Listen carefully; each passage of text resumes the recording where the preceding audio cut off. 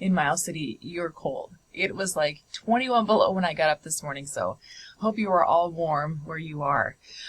So a couple updates. So on the Bridge of Terabithia assignments, I was blown away. I was blown away. Some of you did posters. Those were amazing. One of you did a little flip book. Great idea. And such economical thing too. You don't have to put a lot of money into those assignments. Fantastic. One of you did a graphic organizer. Brilliant. One of you did T-charts with, Jessie on one side and Leslie or Jess on one side, Leslie on the other side. And you did different colors for each section of that character analysis. Perfect. Anything that's going to get the students engaged. So remember those classroom assignments, turn it into me as if you are going to teach this in your classroom. Like if you were going to have this as a project or something creative, how would you teach it and how would you grade it? So the Bridge of Terabithia was a character analysis. And then I was talking to a couple of you through video, but I thought I'd share it with the rest of you, is that it doesn't have to be, not everything you have in your classroom has to be graded, or it has to be individually graded, or it has to be a big project at the end. It could be like an ongoing formative assessment. And so we were talking about some things that we could do to interact our students with this character analysis of Bridge Terabithia. And so if you have just like a huge poster board from like our butcher paper, top to bottom, like a door size, one with a boy, one with a girl, Jess, Leslie, and then just outlines of their figure. And then you could have the students, as they were reading the book, take a marker, a color, whatever you want to have to do with each of those traits of the character analysis, and then write it up on the big board when they come across it in the book. And so you could do something like that. That would be a very ongoing informal assessment on your part to say, hey, is everybody reading what they're supposed to be reading? Do they get what they're supposed to be getting? And then it would be more of like a fun activity too. Those of you who talked about like different art that you would put in with this, or like different plays that you could do with this, great. It was absolutely fabulous. So please make sure that you're thinking as if you were teaching this. How would you teach it in your classroom? A few of you typed out papers, which is totally fine, totally fine. But I think about if you are in 4th, 5th, 6th grade, what kind of pre-teaching do you need to do to those 4th, 5th, 6th graders to be able to type out a paper? So you would have to either have them have keyboarding skills or access to a computer.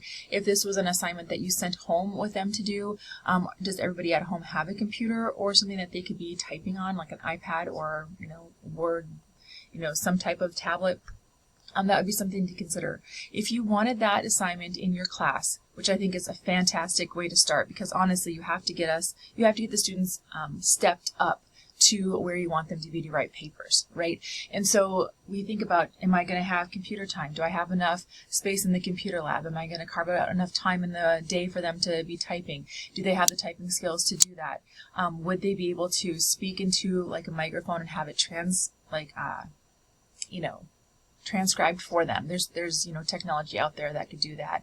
So then you are maybe looking more at their thought process versus their typing skills or keyboarding skills. So something just to keep in mind, like if we're going to have that assignment for 4th, 5th, 6th graders, what kind of pre-teaching would you need to do in that area?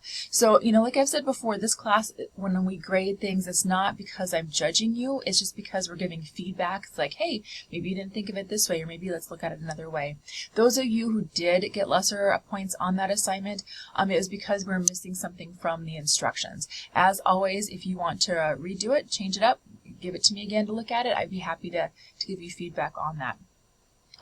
So your Bridge of Terabithia was a class assignment, so please, keep that in mind for next time. Speaking of next time, there's no assignment this week. There's just a discussion that's due this week. The next time we have an actual assignment due is the 21st of February, which is going to be from the new book right here. And it's because of Mr. Turrup. And if you haven't read this book, I would suggest we get on top of that. So in 2 weeks, we're going to have a paper due for this. And it's not quite a paper, it's a class assignment. And how you set this class assignment up is totally up to you. It's going to be, I think I have it pulled up here. Hold on. I do, right here. So you're going to be describing the character. What does she think? What do we know about her or his family? Use different colors or otherwise distinguish what we know in September and in October. And that will make more sense when you read the book. So you can have this set up just like this. You can totally use this. If you are into this and you're thinking, oh, it'd be really cool if I tried, whatever, do it. I mean, this is your assignment. The whole point of this class is to build your toolbox up a little bit, so when you become the teacher for, you know, your own classroom, you have a little bit of things that you can just like pull out and say, oh, this was kind of work, this didn't work, let's give this a try. So this is the assignment, but it said it's not due until February 21st. But this is the book. And then right after this book, we're going to jump right into the Birch Bark House. And this is one of my favorites, so hopefully you enjoy it too. All right, so enough about class assignments and Bridge to Terabithia. So I have to tell you, I have completely enjoyed reading your discussions about fairy tales. You guys were almost as appalled as I was about the whole thing. So when I was reading your discussions, I heard words like horrific, unbelievable, this can't be for children, why do we think this is good, disgusting, offensive. I mean, I thought it's interesting because we never think of fairy tales like that. But when I was reading the book about, you know, the intro and the stuff that you guys are reading too, I read towards the end, and it said something about you can never put a true author to some of these books. Obviously, because it's been changed and changed and changed and changed. And so when you look at fairy tales, sometimes when it's a story that you're reading, sometimes it'll say interpreted by or as told by, and whoever's writing the book will be their version of the story. Now, when I taught third grade, it was like one of my favorite grades. I've got lots of them, but one of them was third grade. And we did fairy tales, but what we did is we read the traditional ones, you know, like the one that comes to mind was the Three Little Pigs. And so we read the traditional Three Little Pigs, you know, the wolf says, I'll huff and I'll puff, they'll blow your house down. And so what we did is we started reading parodies of that. So there's a book out there called The Big Bad Pig and the Three Little Wolves and the Big Bad Pig, which was hilarious. My third graders loved it, but they wouldn't have thought it was that funny had they not known the original first. There's also one out there called Ninja Pig, and that is when the pigs are, you know, they're ninjas and they you know, do kung fu on the wolf. But that again too isn't as funny if the students don't know the original. So when you're doing parodies in fairy tales, always make sure they have a concrete knowledge of, and don't assume, because maybe this has never been read in their home before, or maybe they hadn't heard of it before, but you know, really make sure that original is concrete so they can like spin off of it.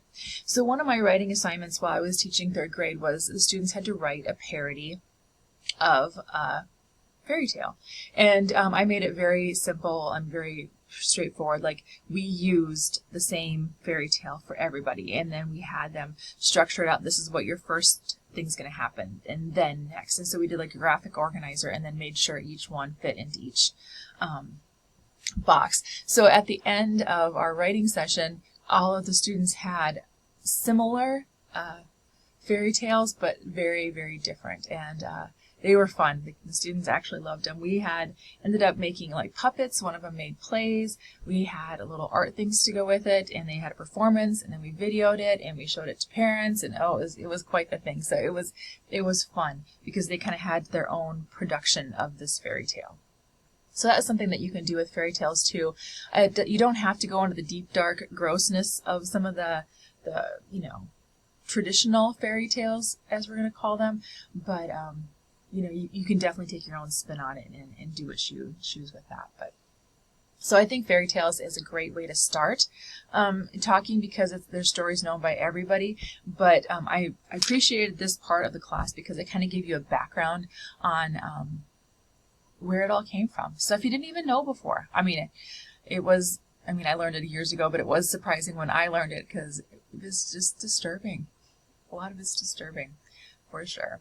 So thank you for the discussion. I've not gotten to all of our papers yet, so that was something that I'm going to be doing this week, but your discussions were spot on, so I appreciate that. Okay, so for this upcoming week, we are going to be talking about realistic fiction, and we're going to be starting on Chapter 6 of our Children's Lick book. So Chapter 6 is going to talk about domesticity and adventure, and that word always gets me every time I read it. It just means domestic, like domestic fiction, and it's going to be talking about the difference of domestic fiction and adventure. So domestic fiction is primarily fiction that's set around the home with a little bit of movement outside the house. So like social things, we could be talking about poverty or wealth or property or social classes, anything that has to do with like how their house is run. The reason why this is high interest to children is because a lot of them, when they first started reading books, that's all they know. They don't know the outside world. So if you were going to tell them a story about, Japan or India, the connections wouldn't be as strong because we haven't really exposed them to that yet. So the domestic ones are the ones where it's taking in play in house. So there's a mom or there's a sister or there's a dad or there's a dog or whatever it is in their house, they can relate to that in that story. Not that there shouldn't be books about India and Japan. That is definitely true. But we got to bring those in. But we can't expect students, especially young children, to be able to make those connections right away because just foreign travel is something they haven't had in their realm yet. So domestic fiction is one, and adventure fiction is the other one we're going to be talking about in chapter 6. And of course, it's going to go back to, where it all started and how it all kind of unfolded. And so I don't know if a lot of this is going to be something that's going to be of high interest to you, but I would definitely read it anyway, because the more you know about the background of some of the books that you're reading in your classroom and like how they come to be and why some of those are considered classics, it's going to be easy for you to teach it. So, I mean, even though we'd all love to do mostly modern books because they're more fun and more maybe compatible with the students that we're teaching now, this is a good idea to have this in your background. This is like another tool for your tool belt. So while we're talking about, adventure and domestic fiction, there's also kind of like the idea of realistic fiction. So realistic fiction, I don't know if my thing is going to go wide enough here or not. I'll try it. So realistic fiction attempts to portray the world as it is. So that's going to be characters that could actually happen, dialogue that actually could happen, like a place and things that are happening in your book that could have actually happened. The setting is true to life. Problems are faced by the characters that are honestly or problems that could have happened in our real life. The resolution makes sense. So at the end, there's a conclusion that could happen in real life, and the theme grows naturally out of action and characters. And so then that means that you're just going to be reading this, and it could be as if